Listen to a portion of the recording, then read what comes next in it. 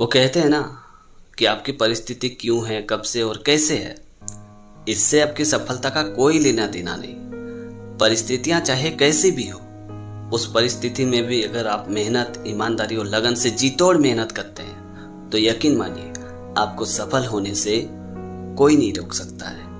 लेकिन ये कैसे संभव है, आइए जानते हैं इस कहानी के जरिए। लंदन के एक युवक को लेखक बनने का बहुत ही शौक था, लेकिन दुर्भाग्यवश उसे 4th क्लास में स्कूल छोड़नी पड़ी।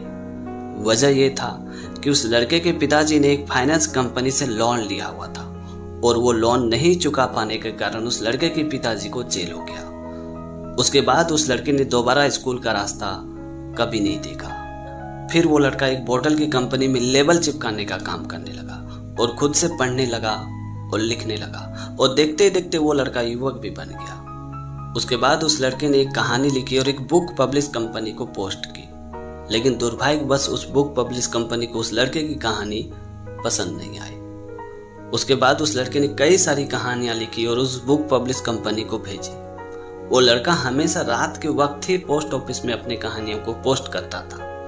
वजह यह था कि कोई उसकी इस हरकत को देख के उसका मजाक ना बनाए।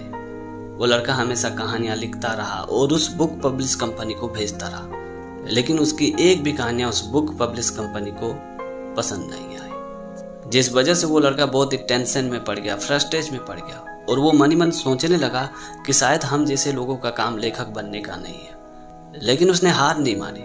वो लगातार कहानियां लिखता रहा और उस बुक पब्लिश कंपनी को भेजता रहा, और एक दिन वो पल आ ही गया जिस घड़ी का उसे बेसब्री से इंतजार था।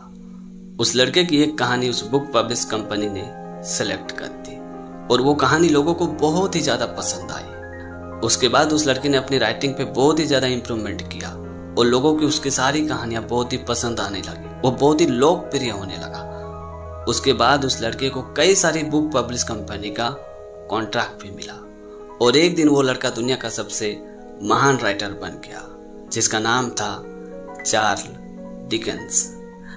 जरा सोचिए, डिकेंस की इतनी सारी कहानियां रिजेक्ट होने के बाद अगर डिकेंस हार मान गया होता तो शायद आज वो उसी बोतल की कंपनी में लेबल चिपका रहा होता। इसलिए कहते हैं कि मंजिल मिले ना मिले ये तो मुद्दत की बात है, पर हम कोशिश भी ना करें ये तो शर्म की बात है। छत्तीसगढ़ में नक्सलियों के हमले के समय को अगर देखा जाए तो आप जानकर ये हैरान हो जाएंगे कि ज़्यादातर हमले अप्रैल और मई के बीच में ही हुई है। 25 मई 2013 32 लोगों की मौत, जिसमें से कुछ नेता भी शामिल थे। 25 अप्रैल 2017 25 जवान शहीद हुए। 4 अप्रैल 2021 22 जवान शहीद हुए और 26 अप्रैल 2023 10 जवान समेत एक ड्राइवर भी शहीद हुए। आखिर क्यों ये सारे हमले अप्रैल और मई के बीच में ही हो रहे हैं, आइए जानते हैं इस वीडियो के जरिए।